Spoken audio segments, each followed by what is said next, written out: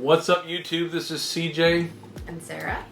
It's a Wednesday, and that means it's time for another Keto Conversations. So let's get started. Alright, so today we're going to kind of keep with, we've been, over the weekend we started our holiday recipe series, and so this is kind of going to go along with that. As the holidays are upon us, really, before you know it, it'll be Thanksgiving. Yeah, October's almost over. Yeah, October's almost over. So we wanted to, today's video, we're going to call it, and we wrote this down, 5 Keto Holiday Eating Hacks. So it's basically tips for surviving the holidays when you're doing keto. Yes. Realistically, these would be good hacks no matter what That's dietary lifestyle That's true. you subscribe to. That's true. But with you're on keto, you may have just started keto, you may have been doing keto for a while, and the holidays are approaching, you might actually be dreading it. You might already be thinking about it and thinking how you're going to do this and how are you going to try to stay, with your, if you call it a diet, stay with your diet or whatever you want to call it. So these are 5 hacks that hopefully we can help you get through the holiday season, and also have it so you can enjoy the holidays. Right, because you don't want you don't want to be thinking about only this. Yeah. I mean, you want to really enjoy the holidays. It usually means family time, vacations, going places, seeing your loved ones, that kind of thing. So you don't want to just be thinking about your lifestyle. you don't need to. I mean, we this would be our second or third holiday. This is our second Christmas, Thanksgiving. Yeah, second Thanksgiving, Christmas season doing keto, and but we do keto all the time.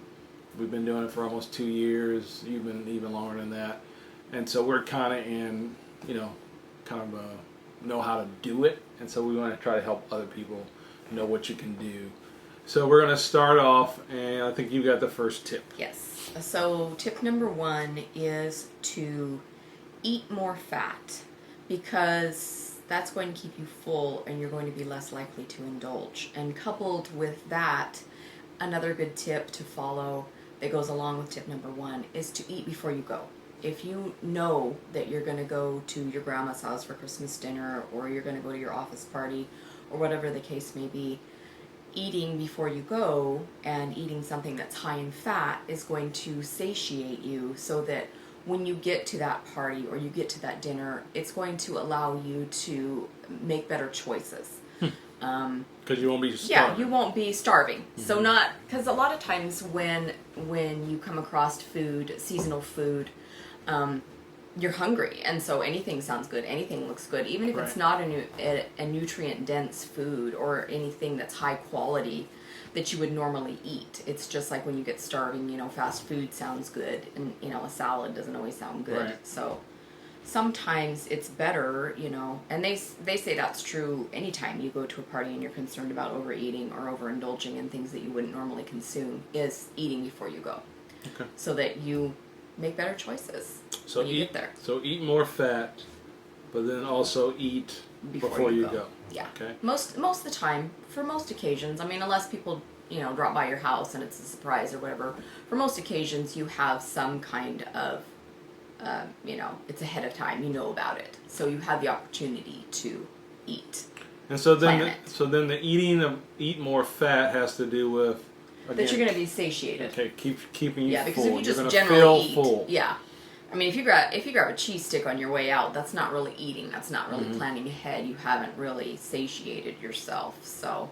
Okay. Yeah. All right. That's tip number 1. So that's tip number 1. Tip number 2 is bring something that you can eat to whatever event you're going to, whether it be Thanksgiving, Christmas, office event. Bring something that you know that you can eat. And it's also a good opportunity. Generally, it is suggested that you bring a dessert, because a lot of the meals that you go to, say you're going to Thanksgiving meal or you're going to Christmas dinner, a lot of the foods that are traditionally served at those holidays are things that we can consume, as far as there's generally a large meat choice. Yeah, there's usually a few things within that dinner that you could potentially eat on this lifestyle. But a lot of Yes. times it's when it comes to the dessert Mm-hmm. that it goes awry. Right. So if you bring a, low carb, sugar-free dessert like the cheesecake that we made last Sunday, it's beautiful. You will enjoy it. Yes. But it's also a good way to encourage maybe your friends or family members to try something that is sugar-free or low carb. Because I've said this before. I've seen it where I've taken a dish to an event. It's happened a lot at work, and again, I can't believe I this barely is keto. right. I can't believe It's this so is good. sugar free. I Yeah. can't believe this is right. And so people are just all over it and just eating it and enjoying it. Right. And So then you'll get to have dessert, yes. and you'll also expose them to maybe reasons why you've chosen this lifestyle. That it's not all sacrifice, it's not all drudgery. Yeah, and that's kind of weird because I think that's weird, the whole sacrifice thing. I'm not sure what people think keto. People think keto is. It's like, wow, somebody said that a couple of months ago about I'm not eating any lettuce and all this stuff, and I'm thinking you have CJ eats rabbit no food. flipping idea what keto is. So anyway, so yes, bring something. I don't think rabbits eat bacon. Bring something with you that you can eat to the function that you're going to. All right, so number 3. So number 3 is going to, maybe be an unusual tip, but we need to be realistic in this lifestyle. Yeah. You need to pick your battles. If you're going to grandma's house and you've always had some of her apple pie and you feel like it's extremely important not only for your childhood memories but also for her feelings, if you decide to have pie, have pie. What we're trying to bring to the table here with this tip is that if you plan to indulge, to think ahead. Because what can sometimes happen is if you don't decide ahead of time what your splurge is going to be, then what will happen is what psychologists call the what the hell effect. Like, I have a piece of grandma's apple pie, so I'm going to have a lager, and I'm going to have a ginger snap cookie, and then I'm going to have a What the cheeseburger hell? on the I've way already home. blown it. And Yeah, what the hell? I've already so blown it's a slippery slope. Yep. So what we're talking about here is if you decide to indulge, and we're being realistic here, it is the holidays, and if that's what you choose to do, no judgment. When we went for our anniversary dinner, as part of our 5-course meal was a dessert. So we're like, okay, well, we haven't had sugar in a year. We usually have a little bit of sugar on our anniversary if that's what we choose to do. Both CJ and I took a bite of what they were offering, and we were done. Because it wasn't worth it. It was not worth it. Yeah, it wasn't worth it. Period. Yeah. So a lot of times you'll find that when you do indulge, it's like, you might get a bite, maybe 2 into it, and think, Yeah. this isn't. It wasn't. Yeah. What we had, it wasn't any better than anything that we've created. and made. So it was like, so it was I don't like, want it. why put ourselves through that? Because it's not any better than anything that we have. We've got stuff at home that tastes better than that. So exactly. So you don't want to get into that feeling, well, since I've already blown it with this one piece of pie, I'm just going to go crazy. So that's why it's be realistic and also pick your battles, decide ahead of time what you might possibly indulge in. Like we've already talked about, most of the time you know where you're going to go. If you know you're going to go to your grandma's house and you know you love her apple pie, decide, okay, I'm going to eat really, really well up until that point, or keep my dinner as ketogenic as possible, and then I'm going to have a small slice of grandma's apple pie. That way you know exactly what your damage is going to be, you know exactly how far off your macros you've gone, and then you can go ahead and eat that piece of pie and not drive yourself crazy. Right. Now I'm going to deviate from the script because we have this written down. It's not really script. I'm going to jump. Yeah, I shouldn't have said that, but we actually do have the points written down. So I'm going to jump down, and this is now going to become number 4. So the tip says fasting and physical activity. That could really come next. Yeah, so that's why I logically. jumped to that, because a strategy you might consider using is, okay, so you have decided that you're going to indulge, okay, with control. Right. So a strategy you could use. So you can avoid the what the hell. Yeah, effect. a strategy you could use to go along with that is you can fast before you go to the event. Yes, because Or up into the fasting event. is Right. the counterbalance to feasting. Yes. So you have to have both in that Yes. scenario. So if you know you're going to feast, then the logical conclusion is either to fast before you decide to feast or to fast after. to get rid of what Yeah. happened, to, empty your stored sugar That's that true. you just brought in. So that's true. So you may want to fast. So you're gonna have Before or after, You're or gonna both. have dinner at 2:00 or Mm-hmm. 3:00 in the afternoon. Don't eat anything in the Yeah. morning.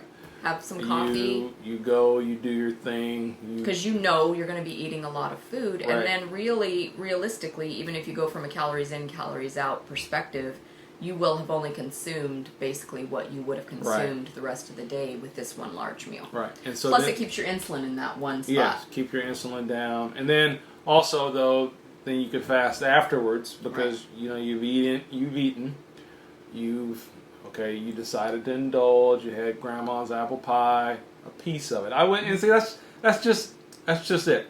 I don't know if you need to eat the whole apple pie. No. I don't know if you and need. you might not even need to not eat the whole apple pie, but the whole slice. No, You're not and you gonna eat the whole might, pie. so you're still going to spare her feelings. You're still going to be showing her love. Yeah. But you don't need to eat an eighth of the pie. You Yeah. can, have some of the pie so you get to taste it. You have your memories. Yeah. You show her love. And this is the story before keto. This is just me counting calories in, calories out, just tracking calories. And I would use some of these strategies. And if I knew I was going to an event where they had all the types of food that I probably shouldn't eat or weren't the best for me, I would say, okay, if I'm going to eat this pie, we're on grandma's pie a lot, then I'm only going to have this much of the pie because all I need is really a taste of it. Psychologists say, food experts say, the first 2 bites of anything are like the best of what you will consume. Yes. So a lot of people go by that scenario and say, okay, well, I'm going to have 2 or 3 bites of pie. I'll decide, okay, that's good. Yeah. I've had pie. It's like we decided with our dessert at our anniversary dinner. After that first bite, it was like, this ain't worth it. Right. So if you decided that you're going to indulge, a strategy that can go with that is you don't have to eat a whole piece of pie. Right. You don't have to eat a whole serving of macaroni and cheese. You don't have to eat a whole You don't anything. have to eat a whole. Right. You can have. This is not going to be your last meal, Right. unless you're on death row. This Yes, is not it. Yes, and believe me, as much as people might dramatize and say their feelings are going to be hurt or they're going to die if you don't eat it, they're not. So. Well, and a lot of times, let's be realistic. Grandma says that she makes this apple pie specifically for you, but she's probably telling everyone who comes over to her house that she made it specifically for them. For everybody that came over to the house. And most of the time, people are not. If you are having a big family dinner, even especially if it's like buffet style and you serve yourself, most people aren't going to be watching you that closely. That's a good point. So if you have just a little bit of something, most of the time they're going to be concentrating on eating themselves. What they're eating, so, right? Not what you're eating. So, right. Some of the tips that I read, and I've heard talk about this before, some of the tips suggested bringing your own food. I would not suggest doing that. That can cause a lot more commenting on your lifestyle than maybe you're prepared to deal with at this point. Mm-hmm. I personally would not suggest bringing your own food. Just make do with what's going on and deal with this situation before and after this situation. Bringing your own food can then cause 10 years of, do you remember that time when Sarah brought her own food to Thanksgiving dinner? Let's just not go there. Let's just don't do it. Yeah. So let's deal with our situation. Your families. Yeah. You know how your families are. Yeah. And I think sometimes that can tend to make you feel extra maybe resentful of the choices that you're currently making in your lifestyle when maybe you wouldn't normally feel that way because then you feel, kind of ostracized. And so trying to avoid that is probably a good idea. Right. So we talked about fasting before. You're going to eat at 2:00, 3:00. Don't eat in the morning. Don't eat breakfast. Don't eat lunch. And then you'll eat what you would like to consume. And you might find that you're not interested in what's being served, or you don't feel the need to have apple pie. You don't know, but you've planned for it. And that's the point. It's not just winging it. It's planning ahead so you can decide what your splurge will be. Right. All right. So it feels like we've kind of gotten all over the place a little bit, but that's okay. Let's see. So I guess we'd be on number 5 now. Yes. So find new delicious substitutes. yes. Okay. So, which is what we strive to assist you with at CJ's Keto Kitchen. right. And that's the whole reason that have been doing this holiday recipe series, is because we're trying to help you find things that might take the place of some of your favorites, or that you can introduce people to your family. Yeah. Last year we did the cauliflower stuffing. My parents are still talking about it. And that was, it was delicious, and it was well received by everybody. At the house. You got to eat it because you brought it. Yes. And it was keto, but it also got eaten by everyone else. Yes. And so finding substitutes, new delicious recipes, right. delicious foods, things that are pretty, things that smell good, things that taste good, then they can become new holiday traditions. Yeah, you know, I was just hey going to CJ, say that. can you bring that stuffing Yes, I this was year? just going to say and that's that what my year family has asked for. Is CJ going to bring him stuffing? Right. So, right, and so that stuffing, it was all vegetables, had no bread in it whatsoever. It was the fresh herbs that were the real standout there. But as far as how it tasted, you would not know that you weren't eating stovetop stuff, or regular, or just homemade stuff. Yeah. So yes, find these delicious substitutes, because those substitutes, those delicious foods, can then become family favorites for the entire family, not just for you, but even the rest of your family. So that's the 5 hacks that we have to help you kind of survive the holiday season. I guess the long and short of it, though, is that you need to enjoy yourself during the holidays. Right. But you also need to think about, the holidays are just for a certain period of time. Don't blow everything that you've worked so hard for. Don't let your ho ho ho become an uh-oh. Yeah, what? Say that again? Don't let your ho ho ho become an uh-oh. Oh, okay. That's pretty good. So I should write greeting cards. Yeah, you should. Hallmark. Hallmark's calling you, needs to call you. But anyway, so hopefully this will help you. We've got more recipes coming down over the next couple of weeks. Mm-hmm. I don't know if we want to talk about this week's recipe This or not. week's recipe is going to be pumpkin spiced almonds. So nuts are usually something that people will set out for the holidays or give as gifts, because it's nice to have little snackies or on your buffet table, that kind of thing.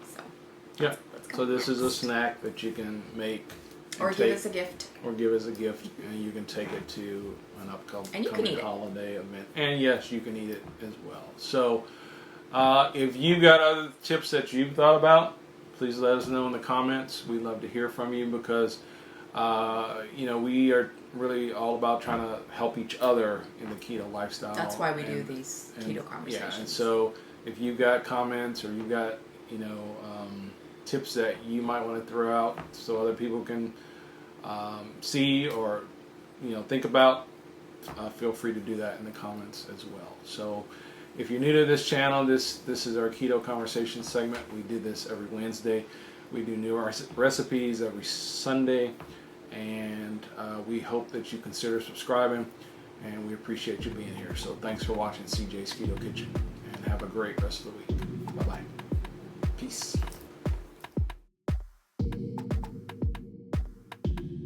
Mr. Roboto.